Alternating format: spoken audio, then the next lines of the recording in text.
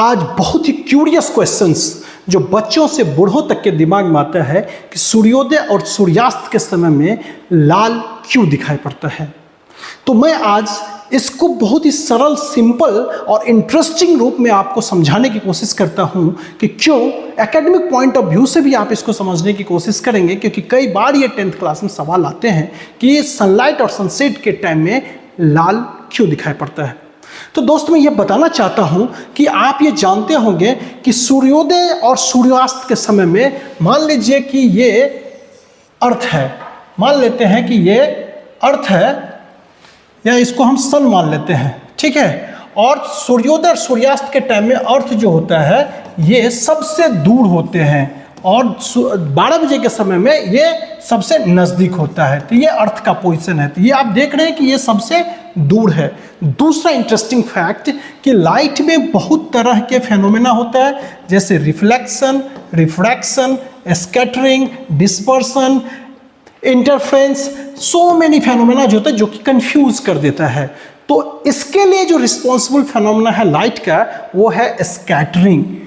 Scattering क्या होता है कि जब सनलाइट अर्थ तक पहुंचने की कोशिश करता है तो इसके बीच में एटमॉस्फेयर आता है और सूर्योदय और सूर्यास्त के टाइम में एक लंबा डिस्टेंस सनलाइट को ट्रेवल करना पड़ता है और अर्थ के एटमॉस्फेयर में बहुत सारे टीनी पार्टिकल्स होते हैं जो कि डस्ट भी हो सकता है, वाटर मॉलिक्यूल्स जो ड्रॉपलेट्स होते हैं और जो एयर मॉलिक्यूल्स है वो भी होता है। तो जब लाइट इस टीनी पार्टिकल्स से टकराता है तो वो बिखर जाता है। स्कैटरिंग का लिटरल मीनिंग होता है बिखर जाना, तो वो अपने पाथ से डेविएट कर जाता है, स्कैटर्ड कर जाता है।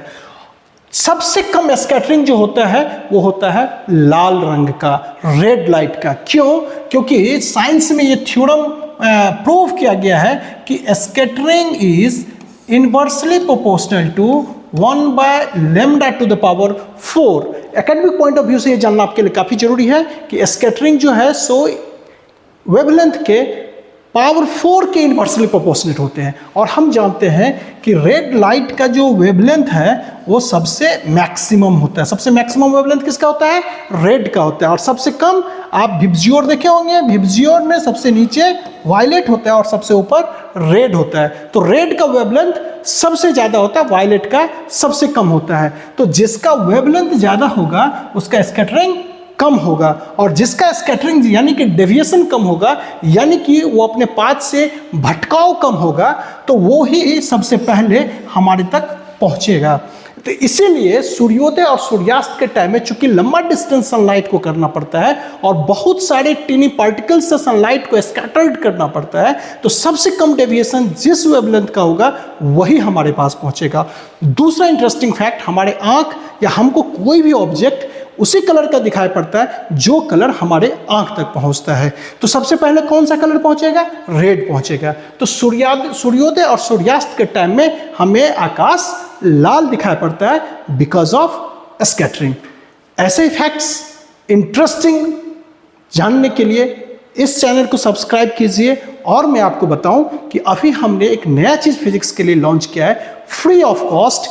इस इंस्टीट्यूट के माध्यम से मैं सारे बच्चे को एकेडमिक्स के लेवल का भी, HC वर्मा का भी फ्री में आपका लाइव क्लासेस भी होगा और फ्री में इस तरह के कंसेप्ट आपको बताया जाएगा।